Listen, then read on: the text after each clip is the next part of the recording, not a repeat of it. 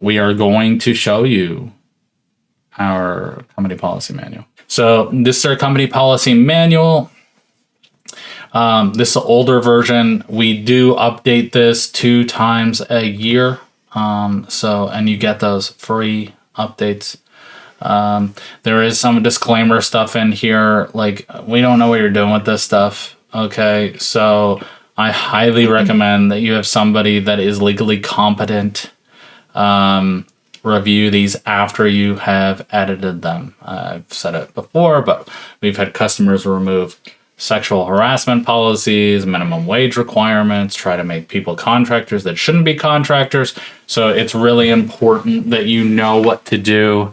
The other thing that I will share is that this is for ABA. So if you're doing respite, if you're doing family therapy, OT, PT, speech, right? Like, this isn't, while it will help for those areas, this is geared towards ABA. So it's not going to cover those areas.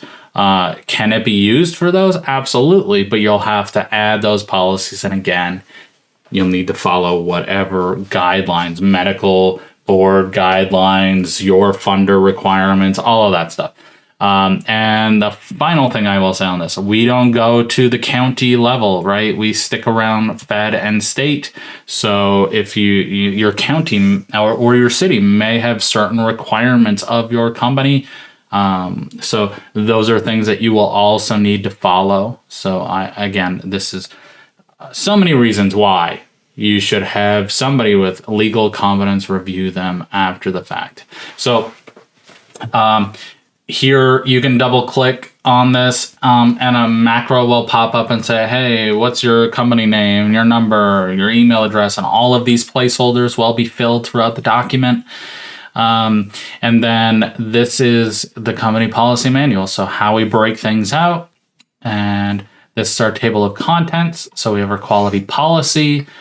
We have our control of records that we talked about, how we control documents, our management's focus, management commitment, client focus, what our quality policy actually is, and our mission statement, and 6.5 responsibilities and authority. These are our detailed job descriptions. So we have a detailed job description of the director of operations, the director of clinical services, your lead BCBA, regular BCBA, you have a RBT position, a behavior technician position, and an admin position. They're all very detailed job descriptions for your company. And again, these are required by most of your funders. How you go about dealing with, so I don't want to get into this much, but with your quality policy, it should have inputs and outputs. Maybe we do a podcast on quality policy.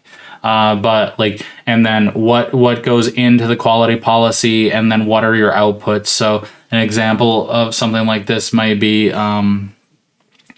let's say, again, there was an accident at work, right? And maybe, I don't know, there was ice on the steps of your clinic, and somebody slipped and fell.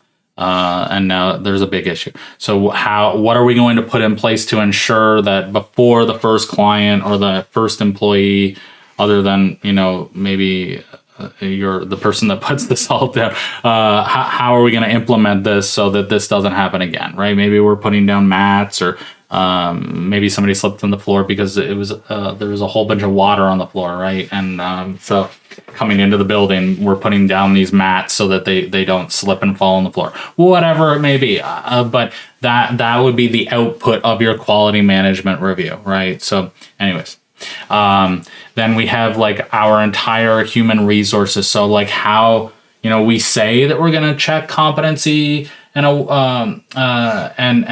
education checks, and we're going to do background checks, but how do we actually do that process? What is the hiring process?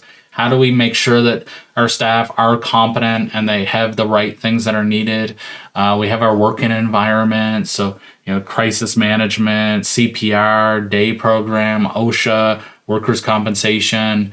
We have the entire client process. So How do we go about contacting? How do we schedule the intake? What are we collecting during the intake? What does the assessment process look like? How does parent participation work? What do we do about termination of services? So dealing with all of that stuff, right? We have our client surveys and our client complaints. And then the entire handbook is listed in the deadlines form. So if there are specific deadlines, like how quickly you'll respond to a complaint, how quickly will you notify somebody they're going on the wait list? All of those things are put into a list so that you can quickly look and say, oh yeah, I remember we have to do it in that certain amount of time. And then based on the policy, you may have a procedure. So yeah, we say we're going to do background checks. Great. How do you do it? Step by step. Are you collecting fingerprints? Again, how are you responding to those customer complaints? How are you collecting satisfaction survey data? How are you actually controlling records? We talked about that. Like, how do you go about that? Well, we print them off, but this is our method, right? So how are you going about doing that? And then we have all of our emergency stuff. And so this goes on for quite a bit of time. I said it was 260 pages. It's 275 pages. And this isn't the most recent one. No, it's not the most recent one. And it also, plus we have our state supplement information. So when you go into a specific state, some states have more stringent requirements. So we include our state supplement in this as well. So that is even larger. So this is just, again, most of this stuff, I would say, you're not going to use on the daily, right? Most of the stuff that you're going to use daily is like your supervisor handbook, your client handbook, your employee handbook. But these are still necessary requirements that you need to follow. So actually, I'm going to just go into here is I think this is our quality policy. So, when you purchase our handbook, this is what you get, right? So this is the quality policy that we have. It's not yours. So you'll need to edit it to make it yours. Now, some of this, you may say, yeah, I'm 90% happy with this. I'm going to add a couple things or remove a couple things. Okay. But, and it let it work for you until it doesn't. You know what I mean? And then change it. But that's kind of what they have. So that all of our handbooks are the same formatting, same template. They all have the macro, and they're completely editable by you. Throw in your logo, make them your own. And again, these are super comprehensive. They've passed all the audits, so this is Optum, Kaiser, Magellan, Medicaid, BHCOE, ACQ. We're going through that process right now. So these things, are used by thousands of, about 1,000 ABA practices.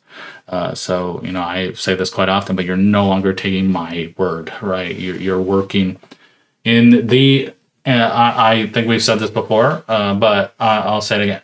As far as I know, the largest ABA business collaboration group in the country are our handbooks.